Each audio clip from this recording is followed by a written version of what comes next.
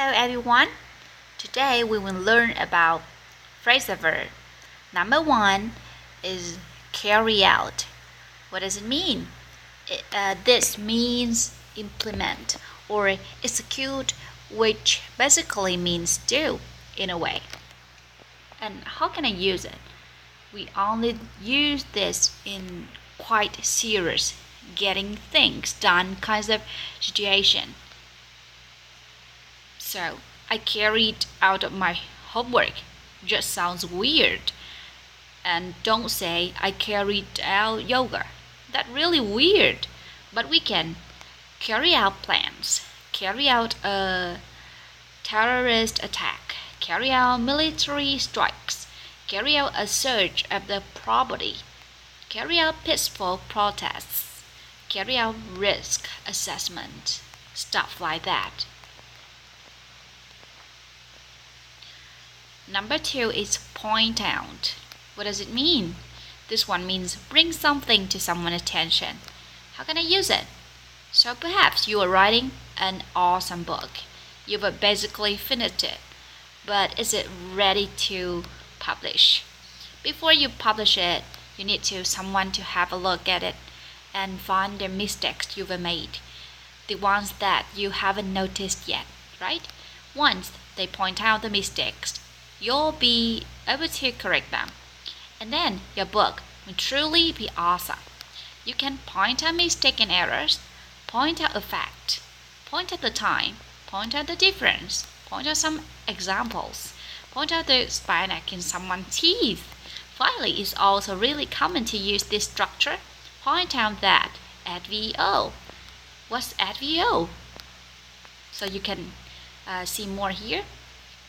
So I might want to point out that we just don't have enough time to sit in crowd eating donuts.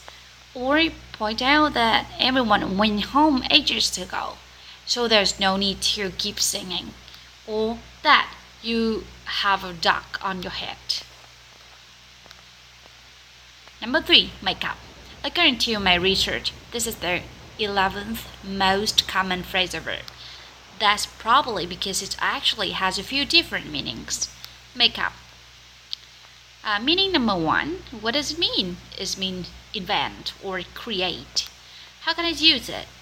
We usually use this for stories. Think of a dad sitting down with his kid at bedtime and the kid wants a story. Because kids always want stories for some reasons. They like stories. Now, either the dad can find a book or just read a story from the book, or he can make up one. Make one up, yeah. We can make up stories, make up facts, fake news, make up reasons, make up CVs and biography. Something you never do, right? Makeup meaning number two. What does it mean? It means to compensate for something. How can I use it? Okay, and when was the last time you forgot someone's birthday or didn't meet up with them when you said you would, or had to cancel plans with them, or accidentally dropped the new phone in the river? Feels kind of bad, right? So what do you do when you let someone down like that? What do you do to make it up to them? Buy them cake, of course, or maybe something else. There are a couple of ways we can form a sentence with this phrasal verb. Number one, make it up to someone. Like, can you do my shift on Friday? I'll make it up to you by doing yours on Saturday. Number two, make up for something. Like, yeah, I'm taking him to Euro Disney. I'm making up for him, telling him that Father Christmas doesn't exist. Make up meaning number three. What does it mean? This basically means to make friends again after a fight, an argument, or a disagreement, or after you've looked at someone the wrong way and then they look at you the wrong way, and suddenly you hate each other for no good reason. How can I use it? This one's similar to the last use.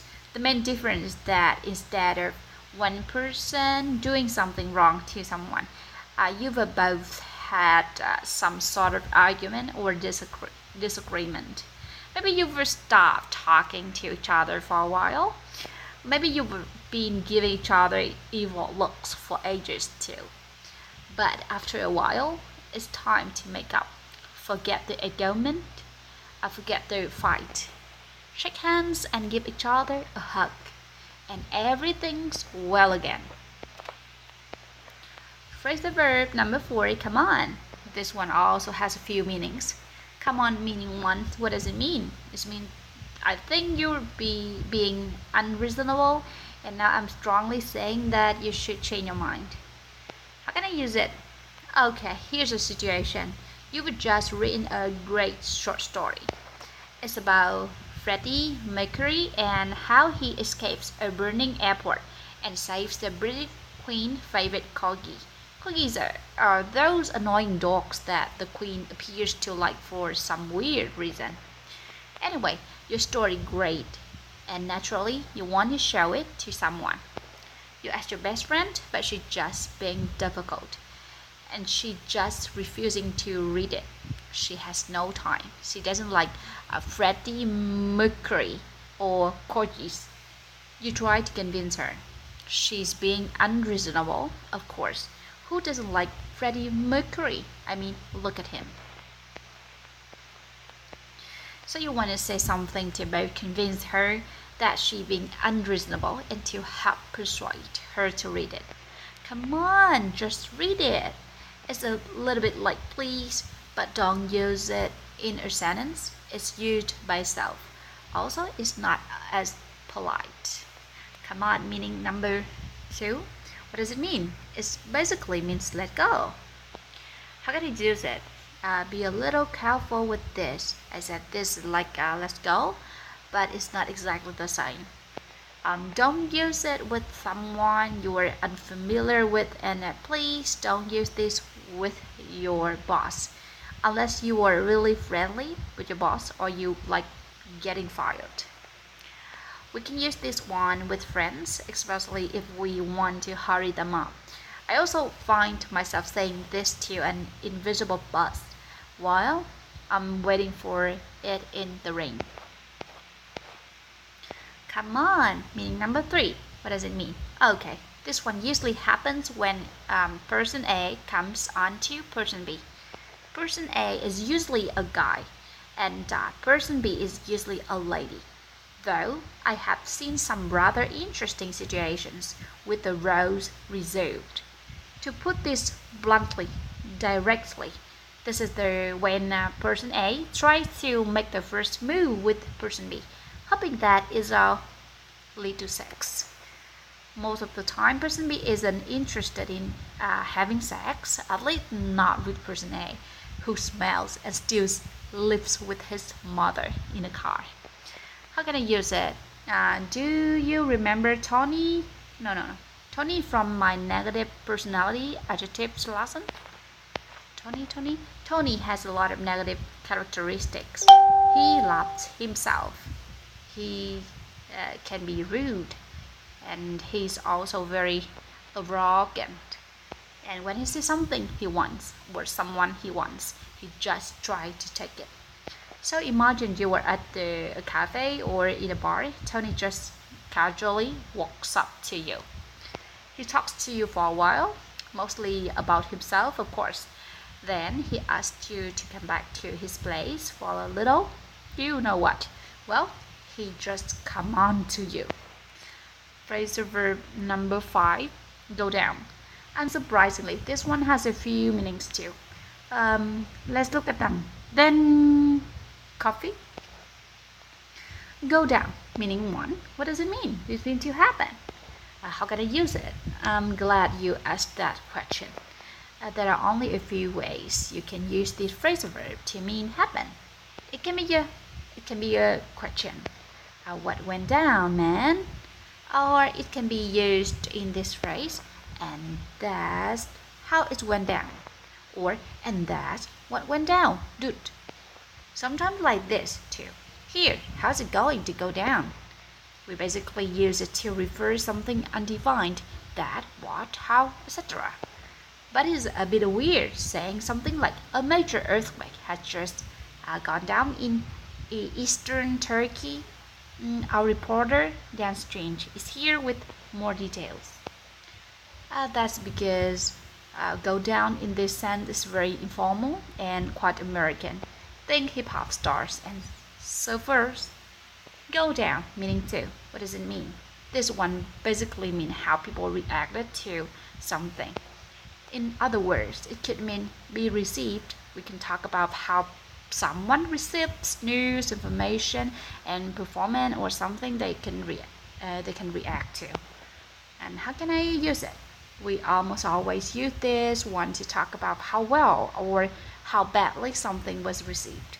So it's common to hear is quite a question with how, like how did your cat juggling performance go down? And it's also common to hear is with well or badly, or brilliantly, or terribly, etc. How did it go down? I went out terribly. Nobody understood it. Go down meaning number three. What does it mean? It's going to sound a bit strange, but this just means go. We add down for almost no reason. It just sounds more friendly and can sound quite relaxed and natural. How can I use it? Okay, so this has the same meaning as go, but you can use this in any situation. We can use it when we are talking about going to the particular physical place. So you can say, I'm just going down to the shops. Do you want anything? But not. I went out to university when I was 18 now. You would probably only use this for relatively short distances too. So you can say, I went out to your house the other day, but you weren't there. Were you cat juggling in town again? But it's probably a bit weird to say, I went out to Antarctica last weekend. It was cold, no? Okay, so there we are five of the most common phrasal verbs. How many phrasal verbs from today can you remember? Can you remember these questions? Have you ever had to give a big performance in front of more than 50 people? How did it go down? Has anyone ever tried to come on to you? How did you deal with it? When was the last time you had to make up for something you did to someone? What's the most difficult thing you've ever had to carry out? Answer in the comments and let's share our appearances and knowledge and get some excellent practice going. Okay. Thank you so much for your time today. Goodbye and see you next time.